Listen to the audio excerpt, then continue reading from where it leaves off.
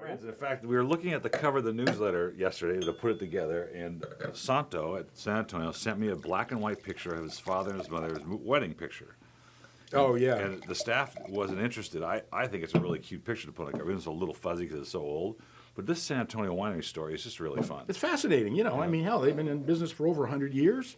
And Maddalena being the mom's name, Mama Maddalena, and a restaurant she runs downtown Los Angeles. Which is delicious food, by the way. And the only licensed winery in Los Angeles City. Mm-hmm. And they actually survived the Prohibition years, and they did it by making Sacramento wine. But then they were threatened in the 50s by eminent domain by LA City. I don't know if you know this. No, I don't. And they survived that, 50s or 60s, because a grassroots organization rising up against eminent domain in the city chose San Antonio Winery as the first thing they're going to try and protect. Oh, that's great.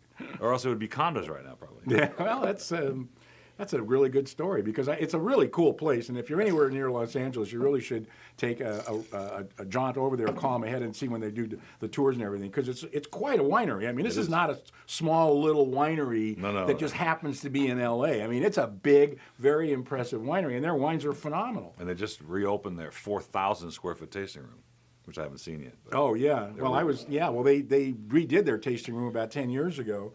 Anyway, this was a great Pinot Grigio from California, $15.99 on the shelf. Well, it's Monterey for one, not in California. Well, Monterey is in California. I know, unless there was a big earthquake. It's more specific than that, and it's what I think is interesting. The color's classic. Oh yeah, little greenish tinge.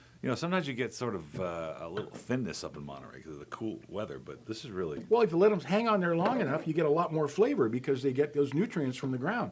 And this is a great little example. And what a great price, $7.99 on reorder.